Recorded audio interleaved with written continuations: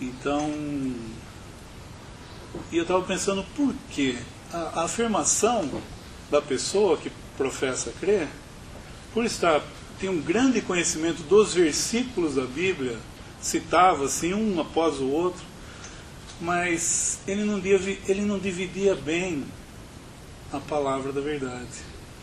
Ele estava fazendo confusões em relação àquilo que era para Israel, aquilo que era para a igreja, e em que momento a igreja não é vista mais, principalmente no livro de Apocalipse. Então ele estava trazendo uma doutrina que a igreja vai passar pela tribulação. Isso era muito pernicioso, porque aqueles que esperam que a igreja vai passar pela tribulação, eles na verdade não estão esperando o Senhor. Então o que nós estamos esperando? O Senhor, porque Ele vem a qualquer momento. Nós estamos esperando a tribulação. Nós estamos esperando a vinda do Senhor, o arrebatamento.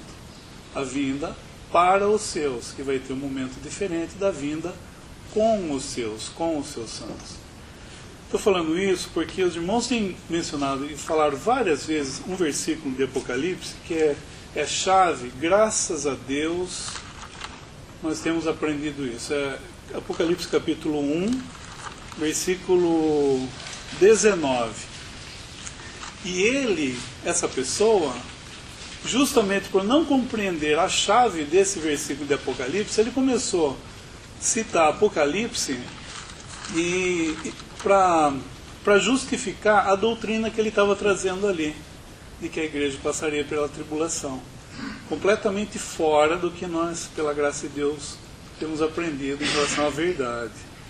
Então, Apocalipse 1, versículo 19 fala: escreve as coisas que tem visto. O Senhor está falando para João, ele tinha visto algo no capítulo 1.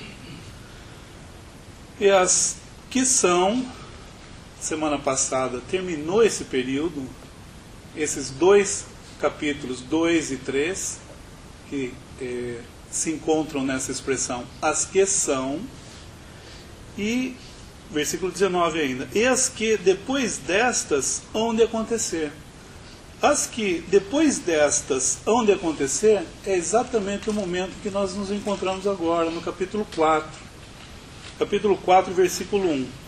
E depois destas coisas, e ele vai começar a falar. Então a igreja não é vista mais aqui, porque é Deus que vai tratar agora com o mundo. E nós vamos ver os judeus também, o remanescente judeu sendo encontrado. Mas Deus então vai tratar em juízo não mais, a igreja não é vista mais a partir desse capítulo 4 aqui. Então essa é a terceira parte daquele versículo 19 do capítulo 1. As que são, as que têm visto, as que são, foi até a semana passada, e agora são, e as que depois destas hão de acontecer. Então é muito importante, ainda que nós não e a gente percebe que a gente não conhece mesmo o livro de Apocalipse, a hora que você tem que se aprofundar em determinados assuntos, em determinados capítulos, expressões. Mas, ainda que nós não venhamos a conhecer profundamente, o fato de nós sabermos como um todo, dividindo o que é para quem, isso já nos livra de muita coisa. E nós já podemos desfrutar de muitas das coisas que o Senhor nos tem dado. Então, vou enfatizar essa divisão é muito importante agora no capítulo 4, seria essa terceira parte do versículo 19. E repito, ainda que nós não compreendamos em profundidade o livro de Apocalipse, nós estamos vendo coisas aqui já que nos livra de, inclusive, doutrinas perniciosas. Esse versículo 10 seria: achei-me em espírito, com letra maiúscula, no dia do Senhor, e ouvi por detrás de mim uma grande voz como de trombeta. Porque aqui João ele está na terra, ele está vendo aquilo que seria aqui. Então ele se achou no Espírito, letra maiúscula, e ele teve a revelação. Daí o Senhor fala com ele, o Senhor aparece para ele e fala com ele. E esse dia do Senhor aqui é no domingo. Então, aqui, no versículo 10 do capítulo 1, é o estado em que ele estava, que ele se encontrava. Ele estava o quê? No Espírito. E foi nesse dia, né, que é o dia do Senhor, que isso, aliás, é uma exortação, se é que podemos dizer assim, que o dia do Senhor realmente deveria ser um dia para nós, não só nesse dia, lógico, devemos nos achar em espírito, mas o dia do Senhor é um dia que todo cristão deveria estar nesse estado aqui, achar-se em espírito no dia do Senhor. Então é isso que ele está falando, no dia do Senhor eu me achei no espírito, em espírito, e o Senhor apareceu para ele. No capítulo 4, aqui sim ele sai da terra, porque como o irmão acabou de explicar, o capítulo 3 finda o tempo da igreja na terra. Os crentes saem, né, os cristãos, a igreja, a verdadeira igreja, sai da terra, e não é falado aqui, mas a igreja sai, doutrinalmente nós sabemos disso, a igreja sai e vai embora, e somente a profissão cristã, ela vai entrar para a grande tribulação. Agora, quer dizer, entra por 7 anos, melhor dizendo, né? E daí João aqui sai também. Então nós vemos que ele sai para o céu, e no versículo 2, ele diz que, outra vez, ele se achou em espírito, com letra maiúscula outra vez. É o mesmo versículo de lá. Ele achou em espírito para receber essa verdade também. Então, lá ele não foi arrebatado, e aqui também ele não foi arrebatado. Tá? Então, ele se achou, em ambas as circunstâncias, ele se achou em espírito com letra maiúscula. Só que aqui no versículo 1, nós estamos vendo que ele é elevado nesse lugar onde que diz aqui que o céu estava aberto, né, uma porta aberta no céu, e ele é elevado para essa posição, para daqui olhar as coisas que são depois dessas que aconteceram, como o irmão acabou de explicar bem certinho, logicamente, que após isso começa essa terceira fase.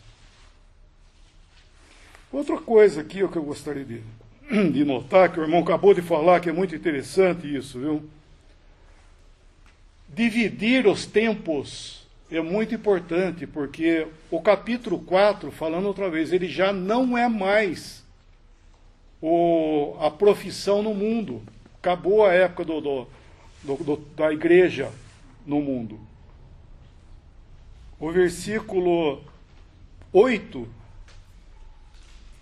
quando é citado, Santo, Santo, Santo é o Senhor Deus Todo-Poderoso. Se esse versículo fosse tirado daqui e colocado no capítulo 3 ou qualquer coisa assim, estaria confundido. Vamos ler um versículo em Coríntios. 1 Coríntios.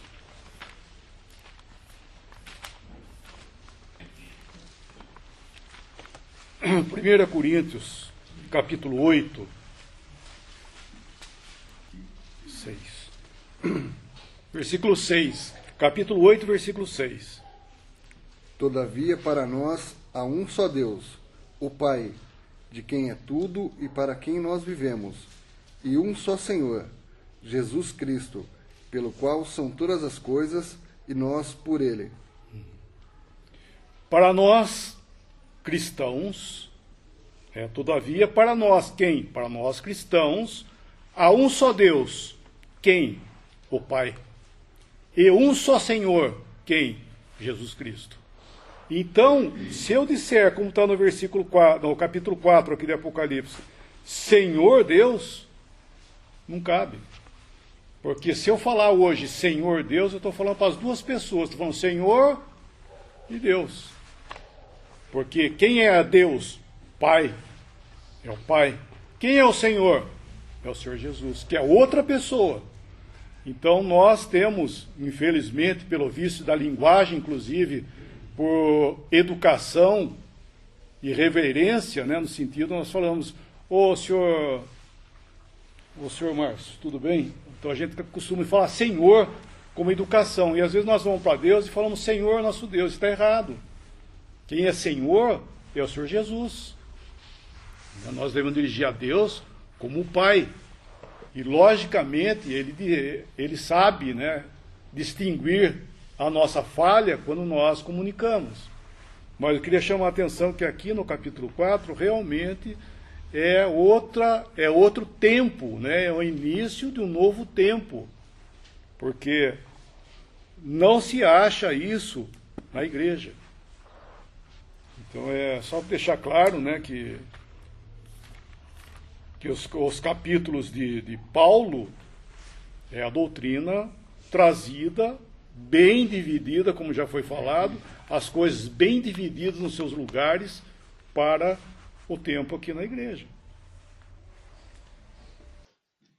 No Jardim do Éden, o homem expulsou esse trono, por assim dizer, da terra, quando ele recusou-se a se colocar debaixo do senhorio de Deus, né, do comando de Deus, da ordem de Deus, e decidiu seguir o seu próprio caminho, o seu próprio rumo. E nesses 6.000 anos, desde então, o que acontece na Terra é o homem. É o homem entronizado. Tendo conhecimento de Deus, não deram graças, não reconheceram, né, como Deus, nem deram graças a Ele, mas transformaram a imagem de Deus em imagem de homem, e de animais, e de aves, e de répteis, etc., mas imagem de homem. O homem hoje é senhor na terra, porque ele acha que é, na verdade, ele quer ter as decisões, a palavra final, ele julga, ele decide, ele executa, e ele cada vez mais quer manter Deus longe de si. Nós vemos, às vezes, com horror o que acontece nesse mundo e perguntamos, mas por que Deus permite essas coisas? Ora, o homem quis assim, decidiu que queria ser senhor aqui da terra da sua maneira, desde o Jardim do Éden. Mesmo quando Deus, na sua misericórdia, ele escolheu um povo aqui, que foi Israel, para que esse povo fosse um balão de ensaio, vamos dizer assim, da humanidade toda, deu leis a esse povo, deu oráculos a esse povo falhou horrivelmente também, mas ali Deus também deu muitas figuras de coisas celestiais. Havia um trono também na terra, mas esse trono, no reino de Salomão, por exemplo, que foi o reino que mais representa Cristo no seu reino futuro, no milênio, Salomão subia ao seu trono por 6 degraus, não por 7, porque ainda assim era um trono de homem. O número 6 nos fala de homem na sua imperfeição, não chega a 7, e ali era o trono de Salomão. E ele não era para ser jamais idolatrado como rei, porque ele era apenas uma figura, mas uma figura ainda assim fraca e falha, do rei dos reis, do rei de reis, que é Cristo. Então, quando nós vemos o estado do mundo hoje, o que é isso? É a exclusão de Deus e da direção de Deus e do juízo de Deus, do julgamento de Deus e de Deus como Senhor absoluto sobre todas as coisas. Agora aqui, nós vemos o trono no céu. Ele fala, sobe aqui, versículo 2, e eis que um trono estava posto no céu. Isso significa o quê? Que esse trono nunca deixou de existir. Que esse trono nunca deixou de executar os seus juízos, inclusive sobre a terra, mas dentro daquilo que Deus determinou no tempo da graça, como o irmão falou aqui, em que nós vivemos hoje.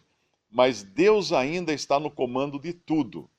Por trás de tudo que o homem faz e desfaz, Deus está no comando, está no poder. O trono continua firme, mas está no céu, não está na terra. Quando nós vemos coisas que acontecem no céu e Deus quer revelar isso para a terra, ele mostra os céus abertos. Isso aconteceu lá no batismo do Senhor Jesus. Os céus se abriram, uma voz disse, eis o meu filho amado, em quem me comprazo, Isso aconteceu naquele momento do apedrejamento de Estevão, quando ele conta o que ele estava vendo. Ele fala: veja, o céu é aberto e o Filho do Homem em pé, à destra da majestade do trono. O céu aberto manifesta para os homens aquilo que está nos céus. Agora, quando nós vemos uma porta, aí a coisa muda, porque uma porta, ela é algo que é uma relação íntima, de intimidade, para apenas algumas pessoas.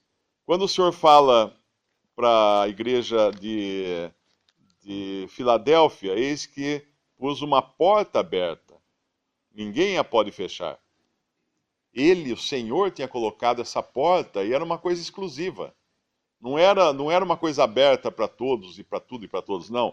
E quando nós encontramos a igreja de Laodiceia, que é o último estágio da cristandade na sua rebelião e sua apostasia contra Deus aqui na Terra, que é o tempo que nós estamos vivendo hoje, nós encontramos uma porta também. Mas Cristo foi expulso da cristandade e ele está agora fora da porta. Ele está batendo a porta para ter comunhão com aquele que abrir e cear com ele cear com esse que abriu a porta. Então a comunhão individual agora, ele busca, porque ele está fora da porta.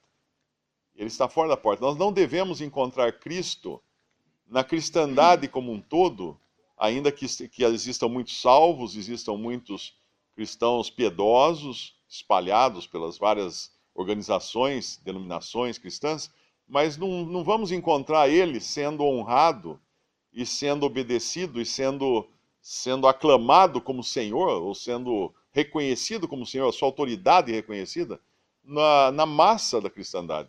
Por quê? Porque ele está fora, ele está à porta, ele está do lado de fora da porta, batendo a porta. E agora, quando nós entramos no capítulo 4, que pode nos dar uma ideia do arrebatamento da igreja, né? Porque é o que vai acontecer, nós subiremos ao céu, estaremos com Cristo daí para frente, se bem que Apocalipse não fala do arrebatamento da igreja.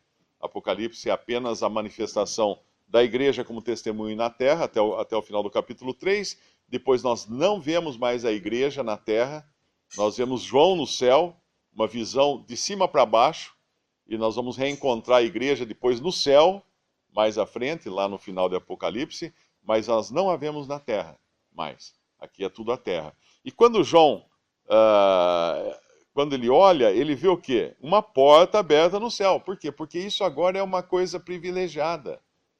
É uma entrada que ele tem. Ele vê uma porta aberta no céu. Isso não é para o mundo. Isso não é para a cristandade professa ou para as organizações. Não, é para aquele que abriu a porta no capítulo 3, que ouviu, estou à porta e bato. Esse agora também, João vê a porta aberta no céu. Ele pode entrar, ele pode subir, né? Porque ele ouve uma voz que fala: sobe aqui, mostrar-te-ei as coisas que depois destas, de acordo com a divisão que o irmão já explicou, devem acontecer. E aí então que ele vai ter uma visão agora, primeiro do céu. É importante entender isso. O que Deus quer mostrar para João? Primeiro ele quer mostrar que no céu as coisas estão muito bem estabelecidas. Nada mudou no céu, vamos chamar assim, né? Nada ficou bagunçado lá. O trono está estabelecido, aqui temos os 24 tronos, os 24 anciãos, tudo muito bem ordenado, mas é um trono de relâmpagos. No versículo 5, é um trono de juízo. E esse juízo vai ser derramado sobre a terra. Mas no capítulo 5, Deus vai querer deixar muito claro e lembrar muito bem que houve uma redenção. Houve um sacrifício já, houve um cordeiro para redimir os pecados. Houve a questão do pecado resolvida, para ele depois, no capítulo 6, começar a derramar, então, os juízos sobre a terra. Mas nenhum cristão se engane, de Apocalipse 4 em diante, esta é a visão que o cristão vai ter a partir do céu. Nenhum salvo por Cristo nessa dispensação da igreja estará na terra nesse momento. Na terra ficarão os gentios, alguns dos quais irão ser aquelas ovelhas que vão que vão receber os pequeninos irmãos do Senhor. Outro grupo de pessoas serão os judeus, e dentre esses judeus, os pequeninos irmãos, que serão aqueles que vão se converter em tempos de grande dificuldade, de muita tribulação. Haverá também os judeus apóstatas, que não irão se converter, e, de uma forma geral, todos os que rejeitarem e que maltratarem os pequeninos irmãos, que são o remanescente de judeus fiéis, que vai se levantar após o arrebatamento da igreja, esses serão os bodes de Mateus 25, que serão julgados com a morte, antes de Cristo dar entrada nas ovelhas e nos pequeninos irmãos para o seu reino. Então, não se engane o cristão que achar que vai passar na terra, de jeito nenhum. Eu te livrarei da hora, no versículo 10 do capítulo 3, como guardaste a palavra da minha paciência, também eu te guardarei da hora da tentação. Ele não fala que guardarei apenas da tentação, ou apenas da tribulação, ou da provação, mas da hora, do tempo. Que tempo é esse? Esse tempo que virá depois do arrebatamento da igreja. A gente vê algo também de misericórdia, mas é após o juízo. Porque, vamos relembrar algo em Gênesis capítulo 9, depois do dilúvio, Deus faz um concerto com Noé. Capítulo 9 de Gênesis, versículo 11. 9, 11 Gênesis. Eu convosco estabeleço o meu concerto, ele está falando com Noé, que não será mais destruída toda a carne pelas águas do dilúvio, e que não haverá mais dilúvio para destruir a terra. E disse Deus: este é o sinal do concerto que ponho entre mim e vós, e entre toda a alma vivente, que está convosco por gerações eternas. O meu arco tenho posto na nuvem. Este será por sinal do concerto entre mim e a terra. E acontecerá que, quando eu trouxer nuvens sobre a terra, aparecerá o arco nas nuvens. Então me lembrarei do meu concerto, que está entre mim e vós, e ainda toda a alma vivente de toda a carne. E as águas não se tornarão mais em dilúvio, para destruir toda a carne. E estará o arco nas nuvens, e eu o verei, para me lembrar do concerto eterno entre Deus e toda a alma vivente de toda a carne, que está sobre a terra. E disse Deus a Noé: este é o sinal do concerto que tenho estabelecido entre mim e toda a carne que está sobre a terra. Então não haveria mais dilúvio. E nós estamos vendo esse concerto, então, e Deus não vai esquecer. Voltando lá para Apocalipse capítulo 4, versículo 3, nesse trono, né, ele está falando: e o que estava sentado era na aparência semelhante à pedra de jaspe e de sardônica, e o arco celeste estava ao redor do trono, e era semelhante a esmeralda. Eu estava pensando nessa maneira. Deus vai tratar com misericórdia, ou seja, não vai haver mais dilúvio, né? Mas esse aspecto misericordioso de Deus após o juízo. Então, falou de bênção, né? Falou de glória revelada, que é jaspe, de sardônica, que é glória não revelada, mas esse aspecto do arco celeste que nós vimos lá em Gênesis, no primeiro livro, e agora nós estamos vendo no último livro o arco celeste.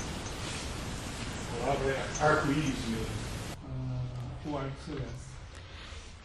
A palavra é arco-íris mesmo. Né? É o mesmo lá do 9. Arco-íris.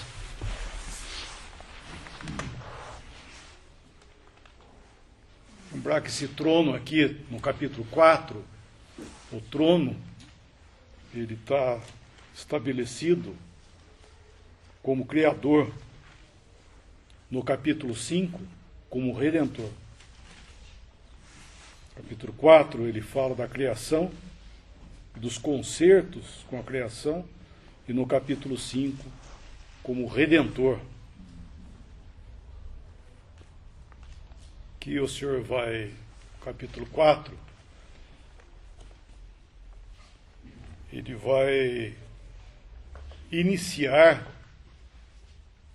o seu controle agora sobre o mundo.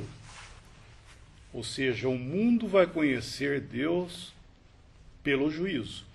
Ele vai ter que passar por isso. Assim como o povo judeu, o seu povo de Israel, né, o judeu, ele vai, através do juízo, que vai levá-los ao arrependimento. Eles têm 1000 anos de bênção? Tem. Mas primeiro eles têm a tribulação que vai prová-los para arrependimento, para eles entrarem no milênio, na bênção.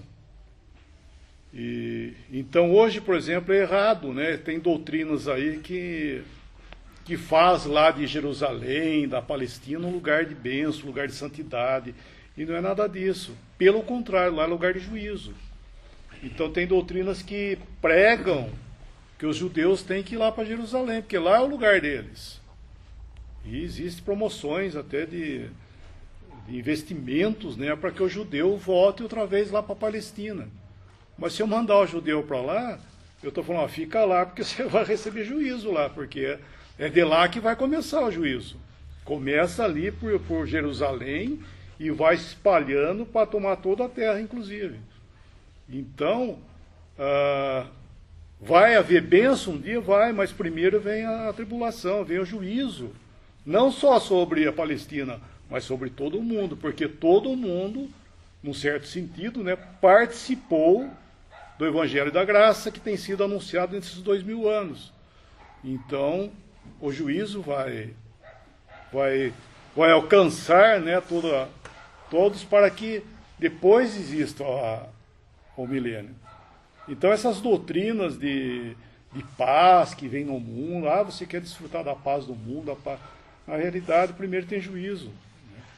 Então, nós precisamos, na verdade, do Evangelho para a conversão, para sairmos desse lugar, porque esse lugar vai passar por um juízo muito grande. Então, aqui nós estamos vendo o Senhor já nesse capítulo, ele está estabelecendo o trono para reclamar os seus direitos aqui nesse mundo. E começa a ser reclamados como Criador. Por isso que aqui nós estamos vendo ele falando muito sobre o arco-íris, o trono o versículo 11, ele fala lá, todas as coisas foram criadas, estabelecidas por ele, é criação. E daí no capítulo 5 ele vai falar sobre redenção, por aquilo que ele fez, para que tudo houvesse com base na redenção também. Então isso é muito interessante, nós entendermos o caráter desse mundo, né? Para não ficarmos iludidos, como a irmã explicou, para não ficarmos confundidos, né, na esperança, né? A esperança nossa é o Senhor.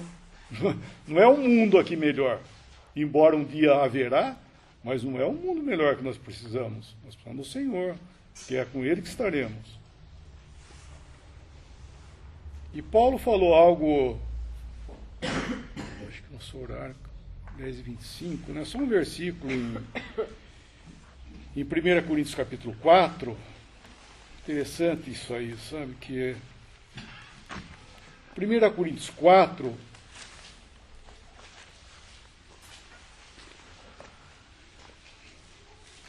Pisinato falou algo interessante sobre, não sei se é o Pisinato ou o Mário, mas capítulo 4 de 1 Coríntios, ele fala assim, todavia, versículo 3, todavia, a mim, muito pouco se me dá de ser julgado por vós ou por tribunal humano. Esse tribunal humano, no original, é o dia do homem. Ou seja, aquilo que o homem tem estabelecido e tem falado aqui no mundo, não importa, porque todas as coisas serão como Deus determina. Então Paulo está falando aquilo que foi dado a ele, né, o estabelecimento da doutrina de Paulo aqui nesse mundo, não interessa, desculpa da expressão assim, não interessa o que o homem pensa, e sim aquilo que é a verdade. Por isso que o cristão não deve se misturar ao dia do homem. Aquilo que o homem acha que ainda que seja muito bonito, não é assim. A verdade, ela está à parte da correnteza desse mundo, porque hoje o que é? É o dia do homem, é o homem que está fazendo suas regras, suas verdades, as suas doutrinas, os seus princípios morais, enfim, tudo aquilo que, na verdade, a igreja, né, a doutrina de Paulo, ele não toca isso. Né, ele não vai se envolver com esse tipo de coisa. Eu gosto da frase que diz: a obra do Evangelho não é, a missão do Evangelho não é uma missão de melhoria do mundo, mas é uma missão de resgate.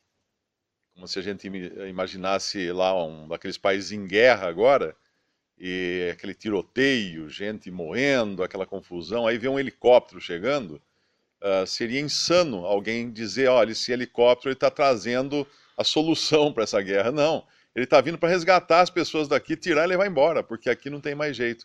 Esse é o Evangelho, a missão do Evangelho no mundo.